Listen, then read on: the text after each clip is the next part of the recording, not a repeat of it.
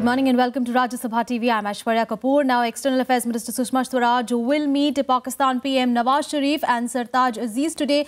That is the day's big story. We'll get you all the details. Also, we get you the latest from talks in Paris. So, US President Barack Obama has called Prime Minister Modi to discuss climate change. Well, all the details and much more in this news bulletin. Let us get started with the headlines. Sushma Swaraj meets her Pakistani counterpart at a banquet hosted in Islamabad. Formal meeting with Nawaz Sharif today. Both sides optimistic about improving ties. Congress protests inside and outside Parliament over National Herald case. Party calls it vindictive politics. BJP says it's a court procedure. Delhi government seeks centre support to implement its odd-even formula for vehicles. Formula to be implemented date-wise from 8 a.m. to 8 p.m. for first 15 days in January.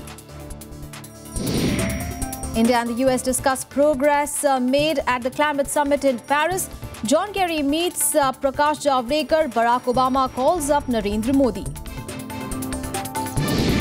And Chennai faces the daunting task of clearing 1 lakh tons of garbage strewn on its roads after floodwaters recede.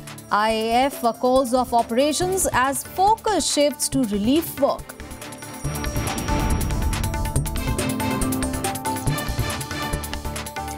For the top story, External Affairs Minister Sushma Swaraj will be holding formal talks with her Pakistani counterpart Sartaj Aziz and will also be meeting Pakistani Prime Minister Nawaz Sharif today. On Tuesday, Aziz met Swaraj during a dinner hosted for the delegates of the Heart of Asia Summit. External Affairs Minister Sushma Swaraj met her Pakistani counterpart Sartaj Aziz during a banquet hosted by him for delegates of the Multilateral Conference in Islamabad. The two exchanged a warm handshake. Both leaders, who will be meeting again formally on the sidelines of the Heart of Asia meeting on Afghanistan today, engaged in a brief conversation. The two later sat next to each other. Ahead of the formal meeting, the two leaders have expressed optimism over advancing ties. दोनों से मेरी मुलाकात होगी और दोनों मुल्कों के आपसी रिश्ते और सुधारने और आगे बढ़ने के बारे में बात भी होगी. मैं संदेशा यही लेकर आई हूँ कि रिश्ते और अच्छे हों और आगे बढ़ें और बात क्या होगी ये जाते वक्त पता चलेगा. Sartaj Aziz struck a positive note ahead of the meeting. He said, and I quote, "My expectations are good and positive from the talks. My message is also that we should take our engagement forward and improve ties." Unquote. Sushma is the first minister in the Modi government to visit Pakistan. After the Nawaz-Modi icebreaker in Paris, the NSA meeting in Bangkok set the stage for Sushma's visit to Pakistan. Her trip comes 3 years after former External Affairs Minister S.M. Krishna's visit in 2012, when the two sides inked a visa liberalization pact. Swaraj is accompanied by Foreign Secretary S. Jaishankar, who was also present during the 4-hour-long NSA's meeting in Bangkok. Bureau Report, Rajya Sabha TV. Thank you. Well, for more on this, let's go across to my colleague Akhilesh Suman, who's joining us from Islamabad. Akhilesh, now Sushma Swaraj and Sartaj Aziz's dinner meet yesterday has set the ball rolling for today's Indo-Pak talks. What can we expect? Actually, so see, in India-Pakistan relationship, we should not expect any miracle that will come in hour or so, in one meeting or so. But what are the signals? Signals are there for engagement between India and Pakistan that has been derailed by the Pakistan foreign ministry advisor Sartaj. When he came, he wanted to meet the Hurriyat leaders before that. So this type of conditionality, India rejected that this type of conditionality will not work. And in this backdrop, the national security advisors of both the countries, along with their foreign secretaries, met in Bangkok. And I think that both sides recognize that there is a need to continue the talks. If you continue the talks, you can raise your concern, you can communicate your concern to each other. But if you don't talk at all, if you don't meet at all, you cannot understand each other. Whether there are green signals from the both sides of the government that yes, we can go along with the trade route. We can go along with the development path that whole of the Southeastern Asia is going through. And what is lacking in the Southern Asia is that there is lack of communication, there is lack of development, and there is lack of cooperation in this whole SAARC region. So I think that in this way, India and Pakistan's civilian leadership have decided that let's begin the engagement and let's see what happens next. Yes, Varya.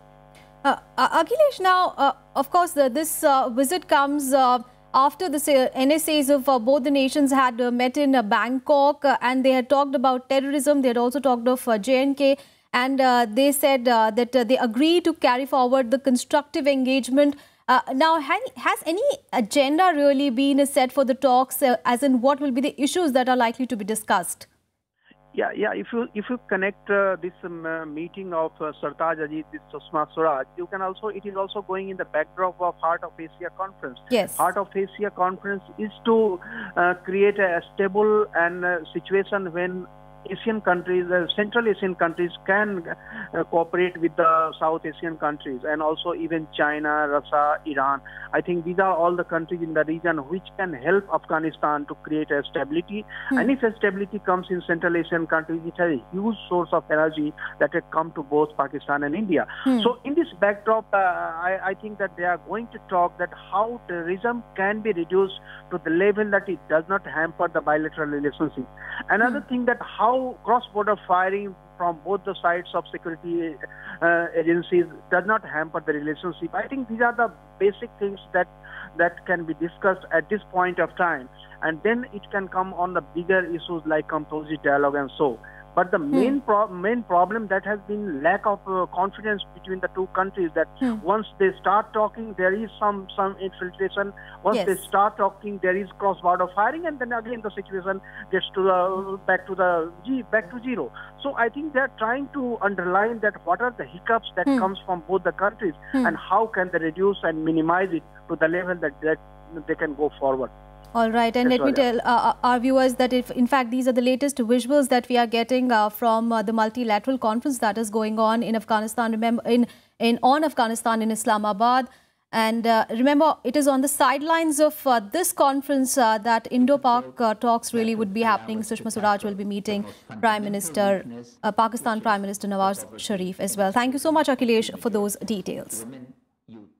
And in other news, former Foreign Minister of Pakistan, Khurshid Mahmood Kasturi, has reacted to the renewal of talks between India and Pakistan. Let's take a listen. In the past, he's tried wars, near-war situations. Then there's been, since he came, cross-LOC firing.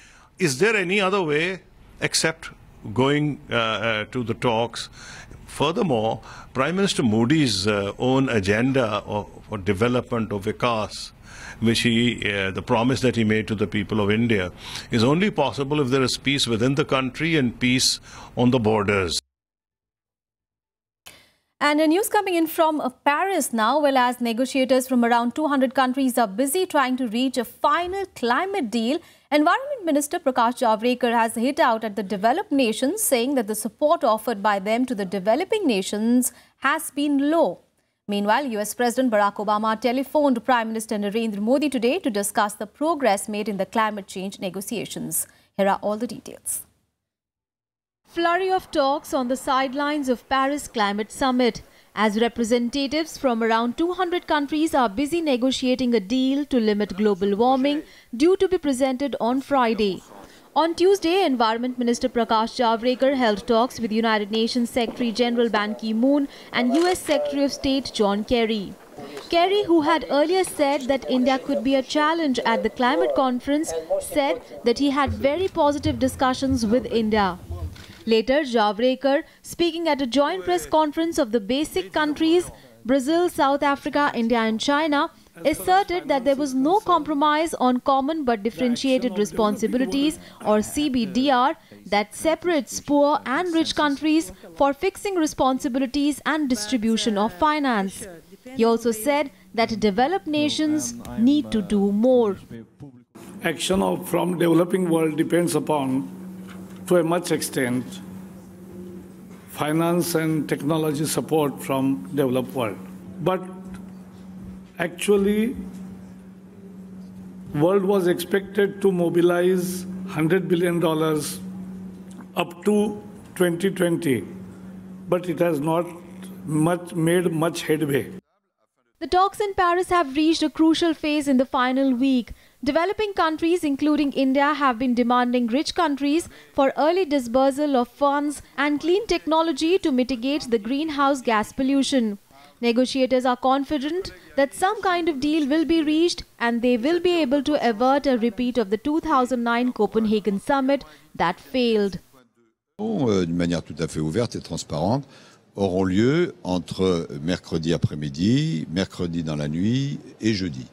Et j'espère que à ce moment-là, nous aurons suffisamment avancé pour que, après une série d'itérations, the multiple lines of evidence suggest that the Earth is warming very clearly, and for instance, the atmospheric concentrations of the CO2 has been rising, and the sea level has been rising, and the temperature of the ocean was also rising, and there is no hiatus. Negotiators are trying to reach a deal at the climate change conference to curb global warming. A draft deal was reached last week, but key issues still remain, including a long-term goal to reduce emissions from burning coal, oil and gas. Bureau Report, Rajya Sabha TV. Meanwhile, back home, Chennai is facing the daunting task of clearing its roads of nearly 1 lakh tons of garbage. The dirt and murk have accumulated on the city roads, and after the floodwaters have receded, the dirt has increased the chances of an epidemic outbreak. 1 lakh tons of stinking garbage. That is the mammoth task facing Chennai as floodwaters receded from most areas in the state capital and its suburbs. 30,000 sanitation workers have been pressed into service to quickly clear the rubbish, including polythene bags, mattresses, rotting food grains and other household articles strewn across the city.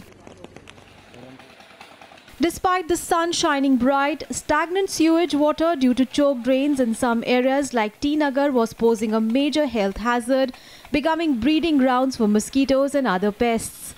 Chief Minister Jayalalitha has announced the government will distribute 2,000 tons of bleaching powder and 1 crore chlorine tablets to people in rain-hit areas of the state, including Chennai, for disinfecting the affected places and purifying drinking water. Meanwhile, Congress Vice President Rahul Gandhi toured rain-affected areas on Tuesday and urged the state and central governments to be more responsive to the people's plight. Doing politics at this time, we try and make sure that the people of the state of Tamil Nadu and Pondicherry are given the relief that they need. So I think right now the effort should be in trying to get as many people help as possible. The Indian Air Force wounded up its rescue operations with water levels receding. The focus has now shifted to relief operations to include distribution of relief material and administration of medical assistance. Bureau Report, Rajya Sabha TV. Time for a very short break. We'll be back with more news. Stay tuned.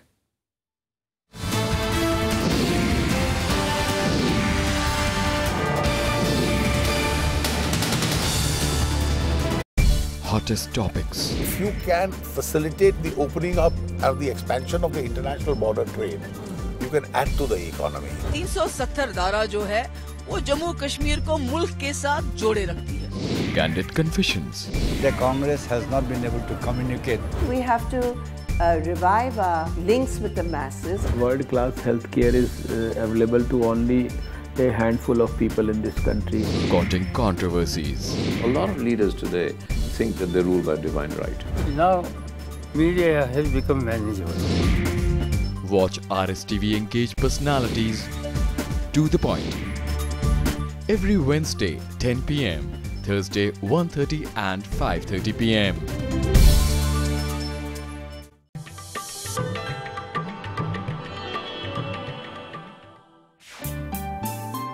Sarojini Naidu, स्वतंत्रता सेनानी, कवयित्री और वक्ता, कांग्रेस की अध्यक्ष निर्वाचित होने वाली पहली भारतीय महिला सरोजिनी ने 13 साल की उम्र में रची थी पहली कविता।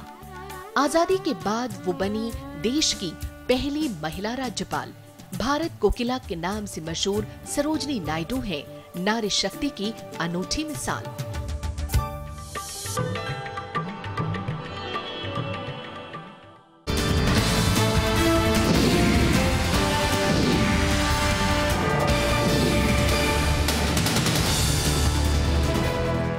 Welcome back. Now, 5 security personnel, including 2 STF jawans, have been injured as the Naxals ambushed a team of security forces in the restive jungles of Chhattisgarh's insurgency hit Sukma district.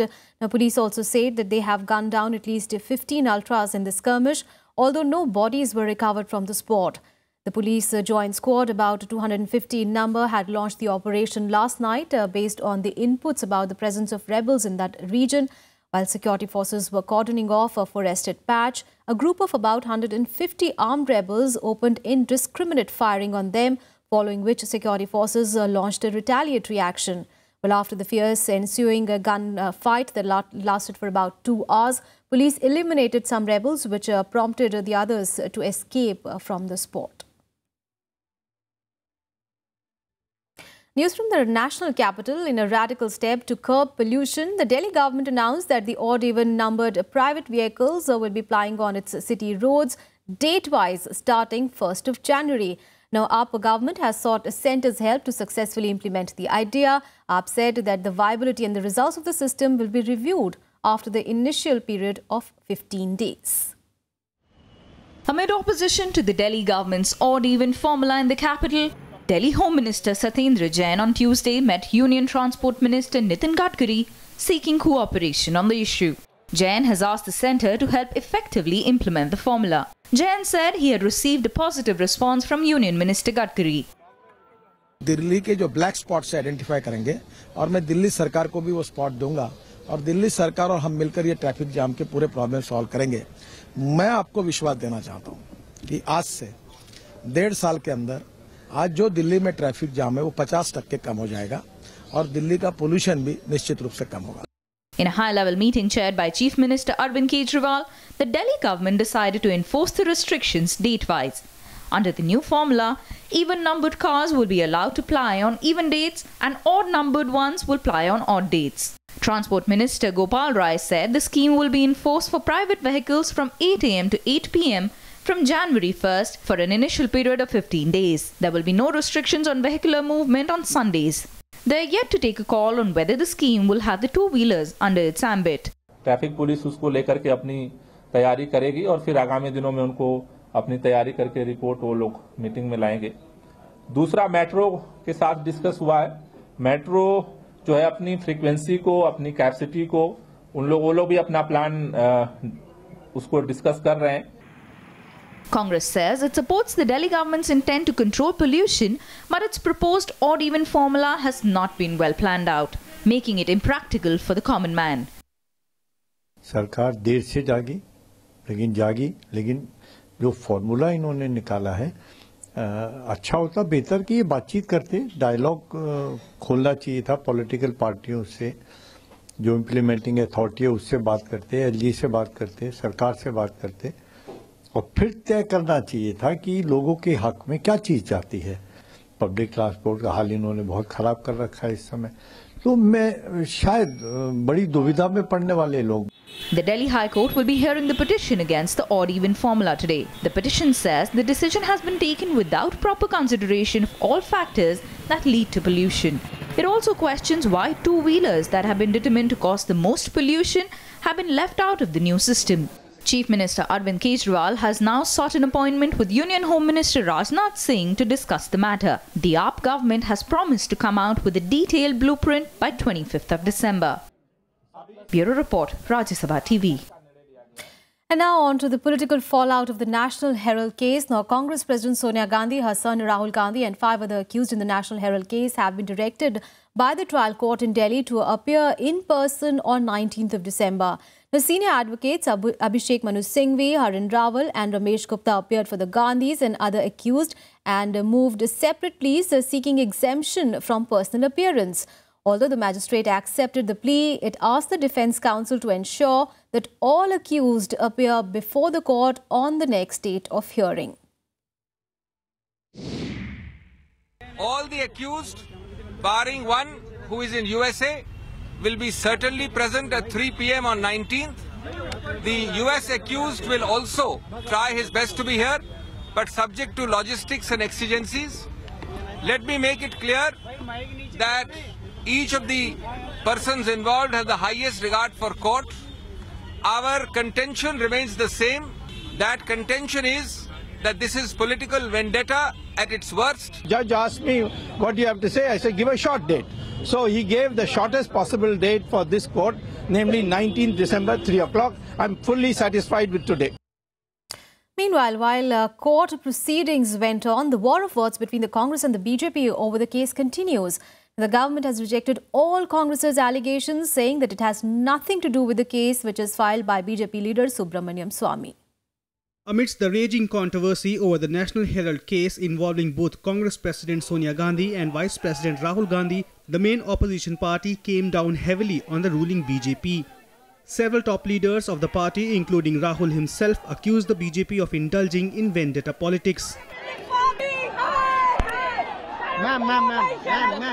Do this type of vendetta politics and then make me stop asking questions about what I've been asking. I'm going to put pressure on the government and I'm going to continue to do my job.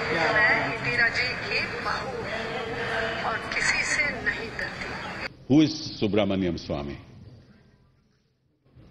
He is the power of attorney holder of the BJP to persecute and prosecute the Congress party. A member of their central committee, and he's been given the specific task of targeting the Congress party. And this is the methodology used by the BJP. So he is his master's voice. Congress leadership and Congress party has been attacked for its beliefs, for its ideology by political opponents with similar vicious and malicious political propaganda and false cases. Every time, as Sibbal Saab has said, truth has prevailed.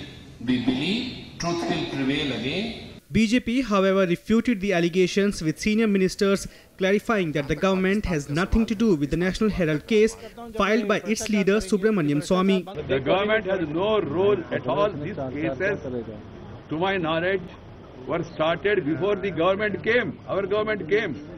So at that time also we have taken initiative or what?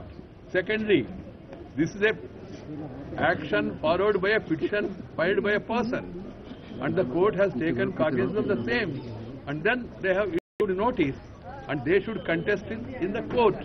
How can you hold the government responsible? हमारा राज आने के पहले ही तब से सुब्रमण्यम स्वामी PIL के रूप में इसके केस को लड़ रहे हैं और ये उनका व्यक्तिगत अधिकार है। जब वो बीजेपी में नहीं थे तब उन्होंने तब से ये किया हुआ है और ये कोर्ट का मामला है। अब मुझे बताइए कि कोर्ट के निर्णय को कोई सत्तारूढ़ पार्टी प्रभावित कर सकती है, ऐसी तो स्थिति नहीं है। जब कोर्ट के निर्णय का बिल हमारे नाम से फाड़ना उचित नहीं होगा। ये कोर्ट का निर्णय है और कोर्ट के निर्णय के लिए मुझे ऐसा लगता है कि वो कोर्ट में फाइट आउट करे। Apart from raising slogans against the issue inside both houses, Congress leaders also held protests in the national capital. Vishal Dahiya's report for Rajya Sabha TV. Let's take a look at some world news now in World Wrap. The US House of Representatives has voted to tighten visa-free travel to the US following the Paris attacks. The House voted 407 to 19 in support of the proposed change. The measures would bar people who traveled to Iraq and Syria after March 2011 from the visa waiver program. All those individuals will now be required to go through the formal visa screening processes. Now, people who have visited Iran and Sudan, which the US accuses of supporting terrorism, would also need a visa. Afghan Taliban fighters are reported to have attacked the southern city of Kandahar. They have also managed to breach the first gate of the Kandahar airport complex. It is not clear whether the clashes have resulted in casualties right now. Militant violence has increased across Afghanistan since the departure of most US and NATO forces last year. Russia has for the first time hit targets in Syria with the missiles launched from a submarine. Now, cruise missiles from the submarine were fired at 2 IS positions in that country. Russian authorities are confident that serious damage was inflicted to weapon storage and a factory for preparing mines there. Venezuela's opposition affirmed that it has won a clear and irreversible victory in Sunday's parliamentary elections. They won a 2/3 majority despite some discrepancy with the National Electoral Council figures. Final results gave the opposition 112 seats out of 167. The opposition will now look for making sweeping changes, including a possible referendum on the leadership of Socialist President Nicolas Maduro. Now time for some sporting action in Sports Beat.